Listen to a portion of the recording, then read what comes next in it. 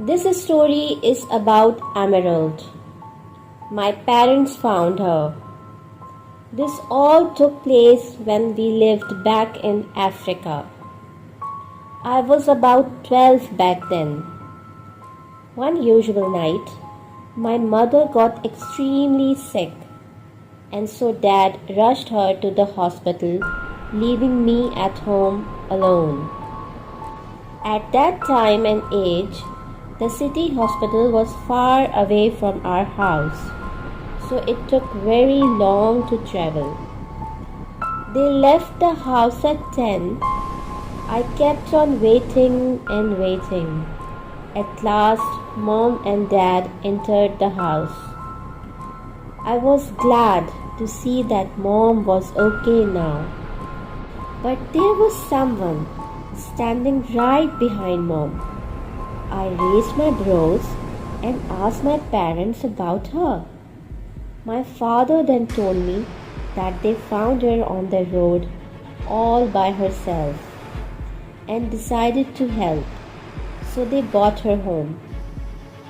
At the very exact moment, the girl peeked out from behind Mom and my eyes locked. I never felt this before. She had an ice-cold, soulless, blank, green eyes with no emotions visible through them. It sent shivers down my spine. I suddenly looked away, but she kept looking at me. Just then, my father asked, "What's your name, child?" "Emerald," she said with that cold expression plastered on her face. "All right, Emerald, tell us, where have you come from?" said my mom. But she didn't utter a single word. Mom gave Dad a worried look, on which he said, "She might be afraid at the moment. Let her loosen up a bit, and then we'll know about her whereabouts." My mom nodded. Days turned into months, and she never said anything about where she came from. I never liked her. There was something off about her. Those glass green eyes, that robotic voice, and the way she reacted, everything was weird about her. Then, one particular night, I wasn't able to sleep properly. So I shifted my position and turned towards Emerald to see what she is doing. The moment I saw her, I completely froze at my spot. I couldn't just simply believe my eyes. After a couple of minutes, when I came back to my senses, I tried to understand what I was seeing.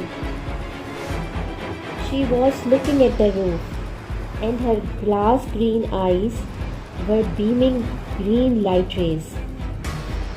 I hid under my blanket. My head was bursting with pain, causing my eyes to close. I tried as hard I could, but I wasn't able to keep my eyes open for too long, and I fell asleep.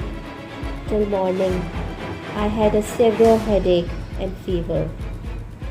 As I woke up, I didn't find Emerald on her bed, so I ran up to my mother and tried to tell her about what had happened, but she refused to believe any of it, claiming that it must have been a nightmare.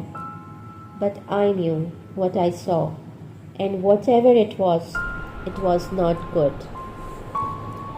Nobody believed me, and so the next night came.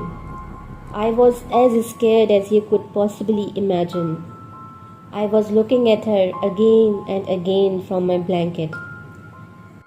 When it was about 3 a.m., I looked at her, but she wasn't there. Her bed was empty. I immediately called my mom. She looked around the house, but she was nowhere to be found.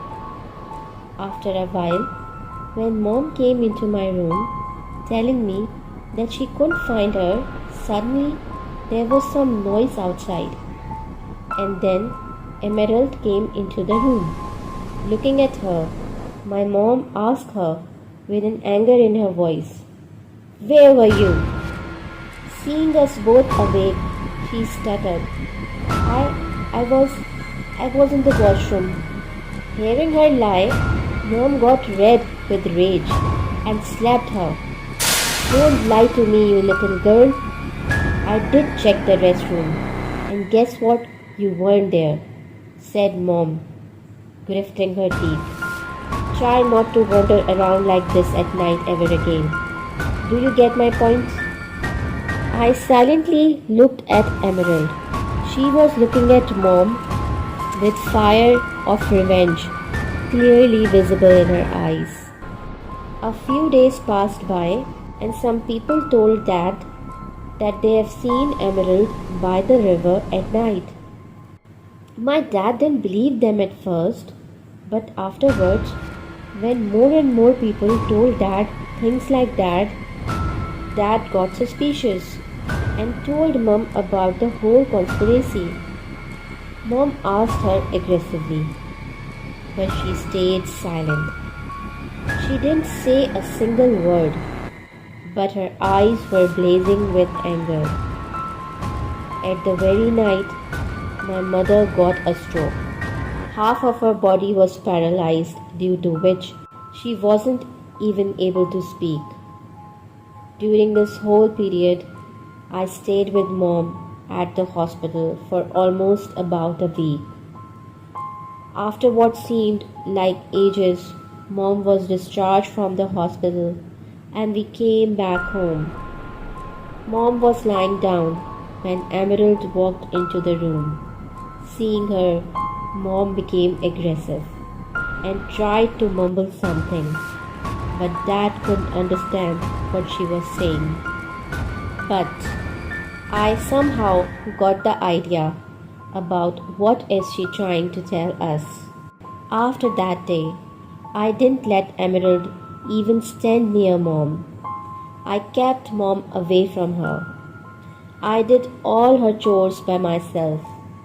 Whenever Mom was with Dad, the only thing she did was to tell us something, warn us about something.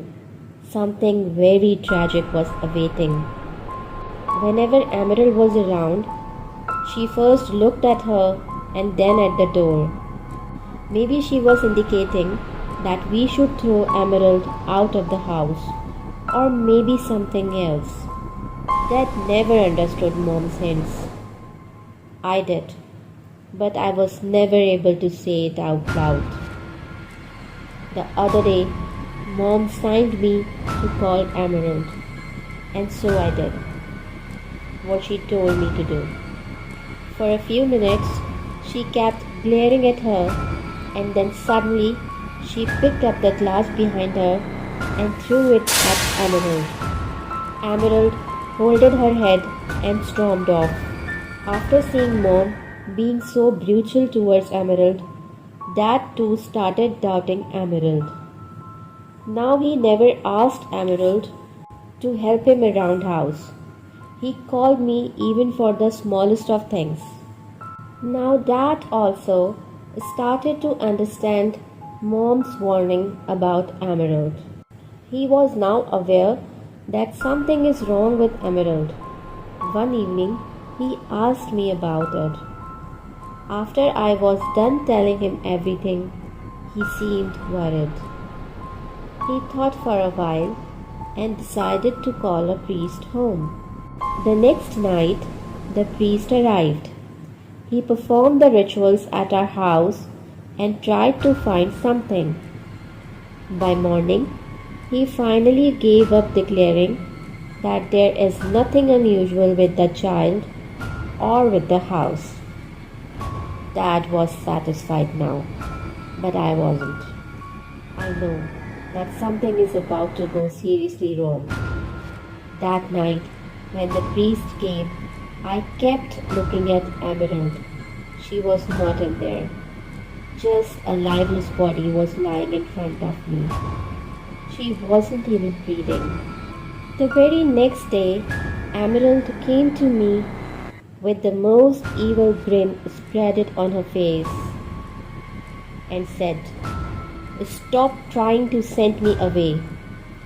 As long as you are alive, no matter what you do, you can never get rid of me." I gulped. I was immensely scared at the moment. My body was shivering badly with fear. I didn't spoke to anyone about this, because Dad was already satisfied with Emerald, and I couldn't do anything alone by myself. A few days later, I was trying to sleep. It was about midnight. Suddenly, I heard some noise from the backyard. I slowly got up, leaving Emerald alone in the room. I woke up dead, and we both went out in the backyard. We checked almost every corner, but weren't able to find anything unusual. The goat was jumping up and down and was now getting out of hand. It was jumping here and there restlessly. Suddenly, I saw a snake nearby the goat. I signed Dad and gave him the spade to kill the snake. Without wasting a single second, Dad attacked it right under its neck. It was definitely hurt, but the snake started to climb up the wall. Dad hit the wall again and again, but missed the snake. The wall there was very old and weak, therefore it fell down. I grabbed Dad back by his shirt and pulled him away, but the snake was beneath the broken wall. It must have died. As we couldn't do anything about the broken wall at midnight, we came back inside. Emerald was still in that position. I ignored her and went to sleep. The next day, I woke up hearing Dad sobbing. "She isn't here anymore. She's gone," Dad said, crying. I came close and close to see Emerald, but she was no more. The people started gathering around for her funeral. As she was getting dressed for her final destination, I didn't let anybody touch her. My gut was telling me that something was wrong, but what I saw next left me speechless. Her body was covered in blood.